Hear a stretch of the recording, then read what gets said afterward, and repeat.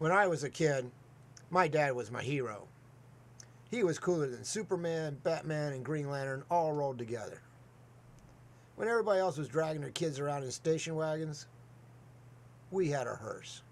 This is the first car I ever took a driving test in. This is the first car I ever drove to Los Angeles by myself.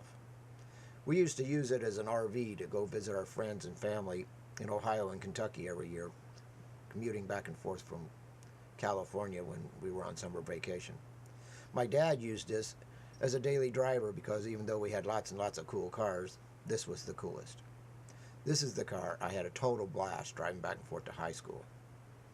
About 5 years after this picture was taken, my dad died of lung cancer. A few years later, Mom met Chuck, retired Air Force, 25, 30 years in. They decided they had some time, they had a little bit of money. They were going to get an RV and go visit people, go see places, go do things. That worked out great for them. They were close by if they wanted company. They were over there if they wanted some privacy. They were living in the wheels if they wanted to go somewhere. They liked it in Vegas. They ended up living up there for a few years. About 5 years ago, Chuck died of lung cancer. These are my nieces, Jennifer and Jessica. When Jessica was a sophomore in high school, she had long blonde hair down past her waist, straight A's, and she was playing soccer on some kind of a state conference team. Then we found out she had leukemia. That's cancer of the white blood cells. We thought we were going to lose her. She got down to like 86 pounds, lots of surgeries, lots of chemo, lots of radiation. The radiation eats up the cartilage in your wrists, elbows, knees, ankles, more surgeries to fix that stuff. But we didn't lose her. She graduated as the valedictorian of her class. She's got a college degree. She's going to be here for Thanksgiving. Cancer is very, very real. It cannot be ignored. If it hasn't affected you or a loved one, it probably will. But you can do something about it. American Cancer Society, on their website cancer.org, states that more than 1 million new cases of cancer are diagnosed in the U.S. every year. Colorectal cancer, for example, 148,000 new cases every year. 55,000 people die from this particular kind of cancer every year. If it's detected early, it's very treatable. If it's detected late, it's fatal.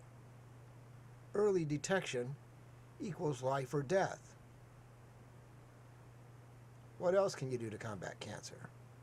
Legislation. Support updating our laws. Keep them current with new medical discoveries. Make sure research continues to be funded. Educate yourself, your friends, family, loved ones, your community. Get tested. Take your friends with you. Encourage them, nag them, make them go. It's not convenient. It's not fun. It's a little bit unpleasant to be tested. Go get tested anyway. Donate some time. Invest some energy. Put some money into prevention, early detection. It's a matter of life and death. Let's talk about legislation for a minute. When I was a kid, and for many years prior to that, big money tobacco had all the media markets saturated. Magazines, newspapers, billboards, TV, radio, the movies. Everybody had a cigarette in their hand or their mouth the whole time you sat in a movie theater. TV stars smoked on the show. This full-page ad has a professor, college students sitting on the steps, and he's correcting their grammar as they talk about the Winston jingle. 20,000 physicians think Luckies are less irritating, but apparently Camel cigarettes appeal to women doctors. Al Jolson's trying to tell us Lucky Strikes are wonderful in 1928. Babe Ruth had his own line of cigars, and he promoted everybody else's tobacco products.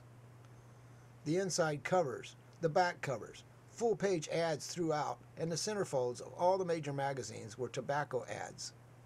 Tobacco ads everywhere. And let's talk about the kids. Kind of coincidental that all of the cigarette brands had some kind of cartoon character associated with them, in addition to the snappy little jingle. If you're watching the Flintstones in prime time, a very popular show, of course the kids are going to be there. Fred Flintstone is doing Winston commercials in between the storylines. And Barney's helping him over here. This little guy here has got a carton of cigarettes. I'll gift wrap for Daddy because he loves Daddy. Santa Claus smokes. We had candy cigarettes. Some of them were hard candy, some of them were gum. We had pouches of chewing tobacco gum. We had toy cigarettes. You puff on it, it lights up and puffs out a little cloud of powder. It took 50 years and many, many thousands of dedicated organizers, activists, families, widows, and orphans to combat the political maneuvering, the lobbyists, the lawsuits, the truth in government requests that had to be filed. They spent millions and millions of dollars in legal fees and court costs, and so did the big tobacco, by the way. Well, millions of people are dying. They're fighting this out in court. We finally got some legislation in 1971 that started regulating tobacco advertising. So now we have these warning labels, and there's a big court battle going on right now of whether or not they're going to be graphic pictures on the warning labels. The government's actually putting out some anti-smoking information. The French government is putting out anti-smoking campaign called Don't Be a Slave to Tobacco, with some pretty striking images. They're trying to get a point across, I think. Educate yourself, your loved ones, and your community. Go to these websites. The first one is the government, Department of Health and Human Services, hhs.gov. St. Jude Children's Research Hospital, founded by Danny Thomas. The patients and their families don't pay a dime. They're children. This is a hospital based on research. The American Cancer Society has an amazing website, very well laid out, very easy to find what you're looking for, very easy to understand what you can do, how you can do it, connections to how to get involved, connections to how to get what you need if you need any help. Some people are aware of the fact that for many years I made a living with a camera. This is a rock band who turned out to be lifelong friends. The guy in the middle here is Danny St. James. When he was 16, he was making a living on major national stages. Later on, he became an entrepreneur and rented and sold musical instruments, mostly to students. And then he went to China and designed some, manufactured them, and imported them. And now I think he's kind of like semi-retired and just having a good time playing music. The guy on the right over here is Rick Ultimate Altmeyer from the band Face to Face. They had a top 10 hit, and he's an amazing human being. I'm going to his birthday party for like the 20th time here in about a week. The red-headed guy is David Bound, drummer extraordinaire. When he was in college, he was marching in the Rose Parade and touring Japan.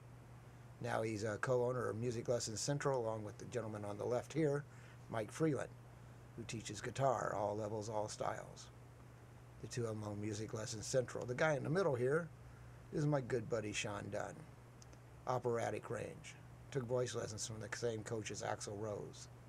One of the finest human beings I ever met. I don't think I ever heard him say a cross word against or to anyone. So about a year ago, I get this call from my friends. Come on up here. Somebody's having a birthday. Somebody just got a PhD. We're having a bash. We're going to go over to the local bar and just turn it up. So I showed up Friday, hung out over the weekend at Rick's house. Sean introduced me to his new girlfriend. Everybody's having a good time. Rick's brother got a PhD. Oh, Sean's having brain surgery. Brain surgery? Dude, I'm never playing poker with you. I just spent the whole weekend with you. We're best of friends, and you didn't say anything. And he says, well, I didn't know either. I was having trouble finding addresses and locations where I've been going all my life, and I went and got a checkup. They gave me an MRI. Next thing you know, I'm scheduled for brain surgery.